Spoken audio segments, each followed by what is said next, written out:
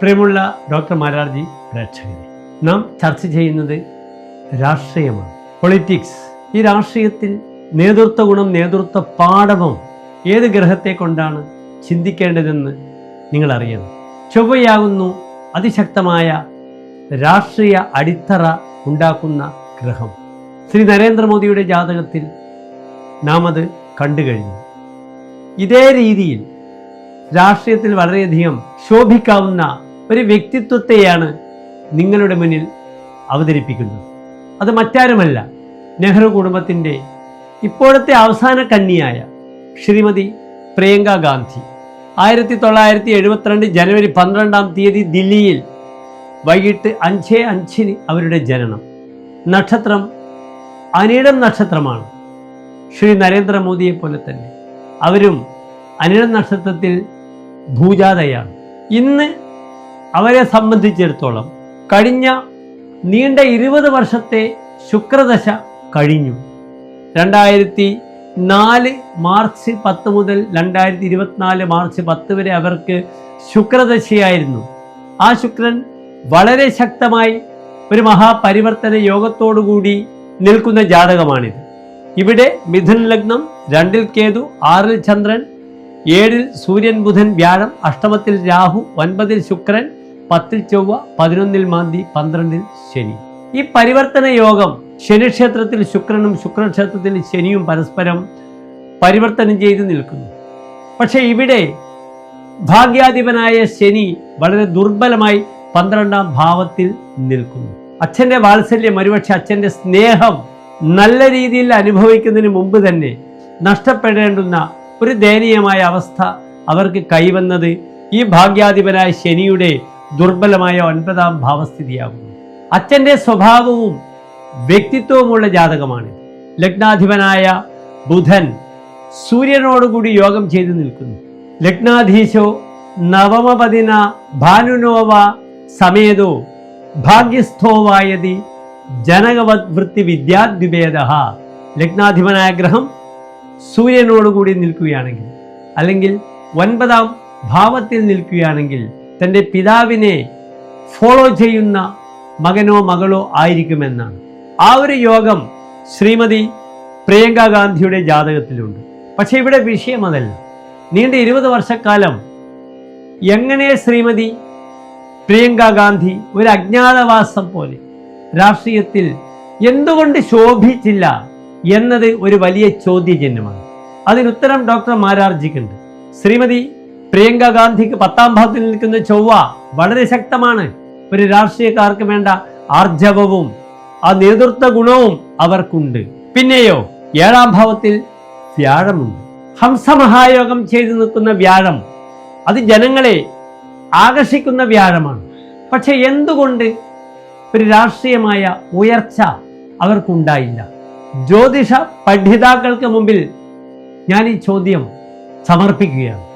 ഉത്തരം വളരെ സിമ്പിളാണ്. യഥാർത്ഥത്തിൽ ഒരു രാഷ്ട്രീയക്കാർക്ക് വേണ്ടത് ജനങ്ങളെ ആകർഷിക്കുവാനുള്ള വാക്കുകളാണ്. ശ്രീ നരേന്ദ്രമോദിയുടെ ജാതകത്തിൽ അത് വളരെ ശക്തമായിട്ട് നമുക്ക് കാണാം. അമിത്ഷായുടെ ജാതകത്തിൽ നമുക്ക് കാണാം.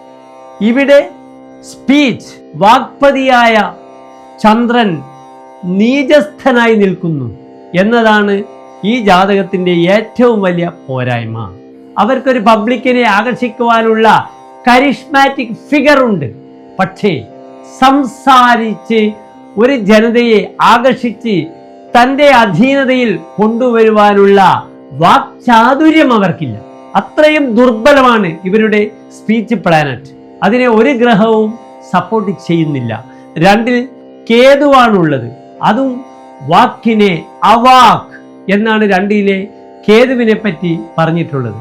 അതുകൊണ്ട് ഒരു സ്റ്റേജിൽ കയറി ഒരു പബ്ലിക്കിനെ അഭിമുഖീകരിച്ച് ദീർഘമായി ഒരു പ്രഭാഷണം നടത്തുവാനുള്ള ഒരു ടാലന്റ് ശ്രീമതി പ്രിയങ്ക ഗാന്ധിക്കില്ല.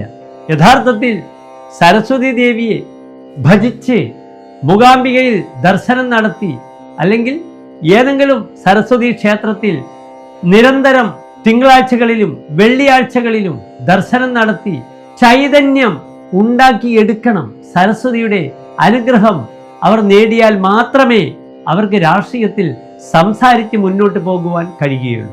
ഇനി മറ്റൊരു വിഷയം, 2024 മാർച്ച് 10 മുതൽ കഴിഞ്ഞ ഒരു മാസമായിട്ട് അവർക്ക് സൂര്യദശ തുടങ്ങി. ഒരു വ്യക്തിയെ സംബന്ധിച്ചിടത്തോളം ധനുവിൽ നിൽക്കുന്ന സൂര്യൻ നല്ലതാണ്. അത് 6, 9 അല്ലെങ്കിൽ 10, 11 ഭാവത്തിലാണെങ്കിൽ, 3-ാം ഭാവത്തിലാണെങ്കിലും എല്ലാ മംഗളങ്ങളും സൗഭാഗ്യങ്ങളും തരും ലീഡർഷിപ്പിന്. പക്ഷെ ഇവിടെ നിർഭാഗ്യവശാൽ ഈ ആദിത്യം നിൽക്കുന്നത് 7-ാം ഭാവത്തിലാണ്. ദ്യുനാഥോയതാ ദ്യൂനയാദോ നരസ്യ പ്രിയാതാപനം പിണ്ട പീഡാച ചിന്ത ഭവേ തുച്ഛലബ്ധിർ ക്രയേ വിക്രയേവി പ്രതിസ്പർദ്ധയാ നേരി നിദ്രാം കഥാചി. ശത്രുദോഷത്തിന്റെ പൂർണ്ണത വരുന്ന ദശയായിരിക്കും സൂര്യദശ. തന്റെ ഭർത്താവിനെ കൊണ്ട് അങ്ങേയറ്റം ബുദ്ധിമുട്ടുകൾ ശ്രീമതി പ്രിയങ്ക ഗാന്ധി അനുഭവിക്കാൻ പോകുന്നു. കഴിഞ്ഞ ശുക്രദശ അത് മെറ്റീരിയൽ ഭൗതിക സുഖത്തിന്റെ ശുക്രനാണ്.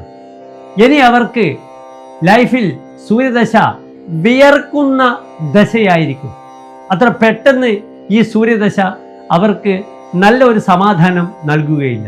ഭർത്താവുമായി ബന്ധപ്പെട്ട് കിടക്കുന്ന കേസുകൾ കൊണ്ട് കെട്ടുപിണഞ്ഞ് കിടക്കുന്ന രാഷ്ട്രീയ ഭാവിയായിരിക്കും ശ്രീമതി പ്രിയങ്ക ഗാന്ധി അഭിമുഖീകരിക്കാൻ പോകുന്നത് എന്ന് അവരുടെ ഈ ജാതക നില കാണുമ്പോൾ എനിക്ക് തോന്നുന്നു. പിന്നീട് ബന്ധോ യതി സ്യാത് തനു ശൗര്യനാഥയോഹോ, ലഗ്നാധിപനും 3-ാം ഭാവാധിപനും സഹോദരപതിയുമായ ഗ്രഹങ്ങൾ ഒന്നിച്ചു നിൽക്കുമ്പോൾ അത് സാഹോദര്യത്തിൻ്റെ ഒരു ദൃഢതയെ കാണിക്കുന്നു. എപ്പോഴും സഹോദര ഗുണം, ആ സ്നേഹം, വാത്സല്യം അനുഭവിക്കാനുള്ള ഭാഗ്യം ശ്രീമതി പ്രിയങ്ക ഗാന്ധിക്കുണ്ട്. ഏതായാലും വളരെയധികം ശ്രദ്ധിച്ച് മുന്നോട്ട് പോകേണ്ടുന്ന സൂര്യദശയാണ് അവർക്ക് നടക്കുന്നത്. 7-ാം ഭാവത്തിൽ 3 ഗ്രഹങ്ങൾ കാണുന്നു. ദാമ്പത്യത്തിലുള്ള ക്ലേശങ്ങൾ ഈ 7-ൽ നിൽക്കുന്ന സൂര്യൻ പ്രദാനം ചെയ്യുന്നതാണ്. ഉത്സൃഷ്ട തരണോ എന്നാണ് 7-ലെ സൂര്യന് വരാഹമിഹിര ആചാര്യൻ പറഞ്ഞിട്ടുള്ള നിർവചനം. പക്ഷേ ഇവർക്ക് 7-ാം ഭാവം ഭർത്തൃപതിയായ ഗ്രഹം വളരെ ശക്തമാണ്, ദൃഢമാണ്. ഏതായാലും ശ്രീമതി പ്രിയങ്ക ഗാന്ധിക്ക് എല്ലാവിധ ആശംസകളും ഡോക്ടർ മാരാർജി നേടുന്നു. നന്ദി, നമസ്കാരം.